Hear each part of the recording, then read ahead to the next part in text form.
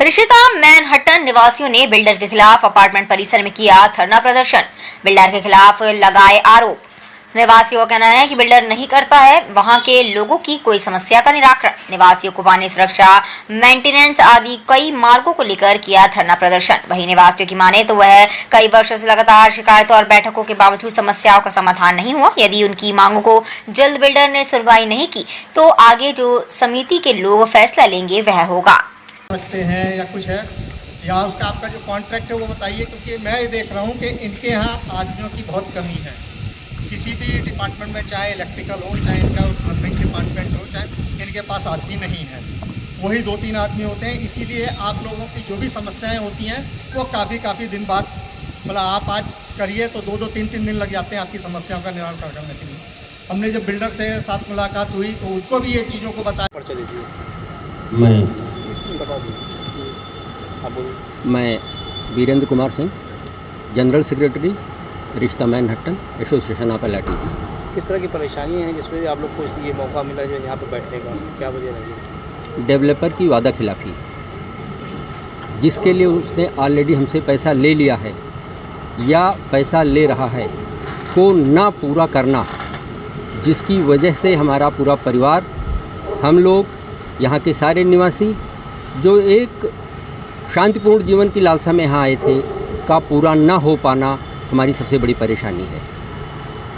हमेशा टालते रहना, हो जाएगा, कर देंगे, देख लेंगे जैसे शब्दों से ये परिसर के निवासी बुरी तरीके से ऊब चुके हैं और भारी तरीके से आक्रोशित हैं, जिसकी वजह से मजबूर होकर हमें इस धरना प्रदर्शन को करना पड़ रहा है। सर, एक बहुत सवाल ये उठा कि जो है बाहर के लोग आ जाते हैं। अभी लोगों ने भी कहा कि जो है कुछ बदमाश टाइप के, कुछ अपील करी कभी इस तरह के मामलों को लेकर? पहले तो हम डेवलपर से ये चाहते हैं कि सुरक्षा व्यवस्था में जो सुरक्षा अधिकारी या सुरक्षा गार्ड नियुक्त किए जाएं, वो सक्षम, कार्य में तत्पर और पूरी तरीके से ट्रेंड हों। कैसे उनको गेट की सिक्योरिटी करनी है, कैसे टावर की सिक्योरिटी करनी है, निवासियों के साथ कैसे बिहेव करना है, बातचीत करना है, कैसे उनको अपना रिकॉर्ड मेंटेन करना है, डिजिटल सर्विलेंस को कैसे अपडेट करके रखना है, रिकॉर्डिंग कैसे रखनी है, इन चीज़ों में उनकी सक्षमता हो। वो लोग पार्शियल या फुल्ली इनकॉम्पिटेंट लोग हैं जो इन चीज़ों को एकदम नहीं कर पाते। पिछले कुछ महीनों के अंदर 3 बार सिक्योरिटी बदली जा चुकी है। मुख्य समस्या मैनेजमेंट की तरफ से है, न कि सिक्योरिटी गार्ड्स की तरफ से। अगर मैनेजमेंट चुस्त दुरुस्त होता तो पहली बार में ही सारी सिक्योरिटी ठीक हो गई होती।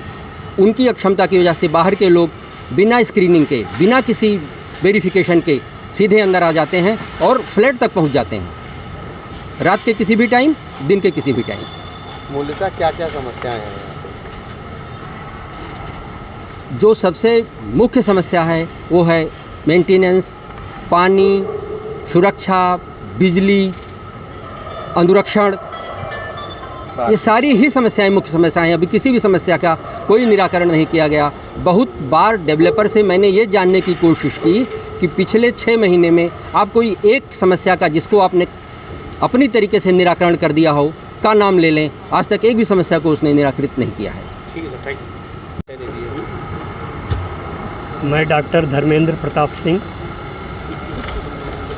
सर, आज यहाँ जिस तरह से आप लोग बैठे हैं, किस तरह की परेशानियाँ हैं और अभी तक की क्यों सुनवाई नहीं हो रही, क्या वजह है जिसको आप लोग को यहाँ बैठना पड़ गया, क्या कहना चाहेंगे? पूरा समय व्यतीत हो गया जब से इस सोसाइटी में आए, किस प्रकार के स्वप्न लेकर के आए थे। ऋषिता मैनहट्टन का नाम सुन करके 25 सोसाइटीज़ इधर उधर देख करके हम लोगों ने बाद में ऋषिता मैनहट्टन के नाम को देख करके यहाँ पर रहना स्वीकार किया। और ये विचार था कि अपने जन्म भर की जो पूंजी हम लगा करके यहाँ पर फ्लैट खरीद रहे हैं, तो हम बड़े सुकून के साथ रहेंगे, बड़े गौरव के साथ अपना जीवन व्यतीत करेंगे। लेकिन यहाँ पर आते ही हमारे स्वप्न ध्वस्त।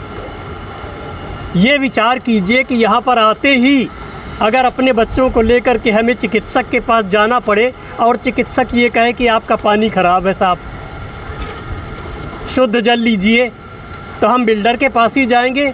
और बिल्डर ने अपने कर्मचारियों को इस प्रकार से कन्विंस कर रखा है कि कोई भी शिकायत लेकर के आए तो ना नहीं कहोगे, हाँ कहोगे, लेकिन काम कभी नहीं करोगे।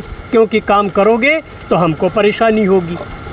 तो इन स्थितियों में जितना जनमानस यहाँ पर प्रबुद्ध जनमानस सोसाइटी का यहाँ पर बैठा हुआ है, किसी से भी वार्ता की जा सकती है इस संदर्भ में। किसी का बच्चा बीमार है, किसी की पत्नी बीमार है, कभी वो स्वयं बीमार है, तो जल संसाधन सम्यक रूप से उपलब्ध न कराए जाने के कारण अंडरग्राउंड वाटर जो है, यदि उसकी सफाई होती तो इतनी काई निकलती है उसके अंदर से।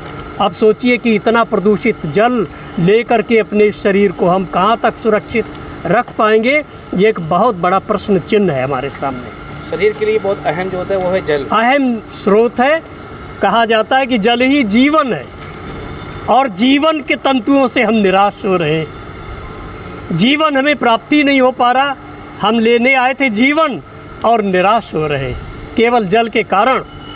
और केवल इतना ही नहीं, जल के साथ साथ सिक्योरिटी देख लीजिए। चैन के साथ व्यक्ति यहाँ पर सो रहा है और रात को 12 बजे अचानक जो है बजर बज जाता है। अब दरवाज़ा खोलने में भी आदमी सोचता है कि क्या बात है भाई, रात को 12 बजे कौन आ सकता है, क्योंकि सुरक्षा की व्यवस्था यहाँ पर ये नहीं की गई कि हमको इंटरकॉम उपलब्ध कराया जाता, हमारे पास CUG नंबर होता गार्ड का कि संकट के क्षणों में हम गार्ड को संपर्क कर सके, या इंटरकॉम होता। दरवाजे से मेन गेट से जो भी व्यक्ति आता है धड़ल्ले के साथ घुसता हुआ चला जाता है, वो चाहे इस सोसाइटी का रहने वाला हो और चाहे ना हो, और आता है वो टावर में। और टावर इंचार्ज भी ये सोच लेता है कि तहकीकात बाहर वालों ने कर लिया होगा, इसलिए वो किसी भी टावर पे जाना, किसी भी फ्लैट पे जाना चाहता है, आराम से फ्लैट पे जाता है और जा कर के बजर बजाता है। और जब हम गेट खोलते हैं तो कहते हैं ये लीजिए साहब अपना खाना। भाई खाना तो हमने मंगाया नहीं, जोमेटो से आया है साहब। भाई जब मैंने ऑर्डर ही नहीं किया तो जोमेटो से खाना रात को 12 बजे कहाँ आ गया। हम लोग निशाचर थोड़ी हैं, मनुष्य हैं, समय सीमा के अंदर काम करते हैं। और उनसे पूछते आपको गार्ड ने आने कैसे दिया, ऐसा देख लीजिए। बार बार बिल्डर से अनुरोध किया जाता रहा। हम लोग बड़े बड़े शहरों में जा कर के जब स्थिति देखते हैं कि हमारे बच्चे वहाँ पर रहते हैं, कोई भी आता है मेन गेट पर फ़ौरन वहाँ से फ़ोन। इतनी बातें होने के बावजूद भी जो है, जैसे आपकी मांगें नहीं मानी जाती हैं, हम लोग नहीं समझते, तो आगे की रणनीति क्या रहेगी? अब आगे की रणनीति हमारी पूरी कार्यकारिणी बैठ कर के निर्णय लेगी, क्योंकि यहाँ कोई एक व्यक्ति अपनी इच्छाओं को किसी के ऊपर थोपने के लिए स्वतंत्र नहीं है। और आज का भी जो निर्णय है ये हमारी पूरी कार्यकारिणी का निर्णय है। यह प्रकारांतर से आप समझिए कि कार्यकारिणी का निर्णय नहीं है, पूरे रिश्ता निवासियों का निर्णय है। सब परेशान हैं, सबका निर्णय है। तो आगे की भी कार्य पद्धति जो है, जो भूमिका जो है, हमारे निवासी गण जो हमें आदेश देंगे उस आदेश को सिरोधार्य करते हुए हम वही करेंगे। उसका आपका जो कॉन्ट्रैक्ट है वो बताइए, क्योंकि मैं ये देख रहा हूँ कि इनके यहाँ आदमियों की बहुत कमी है।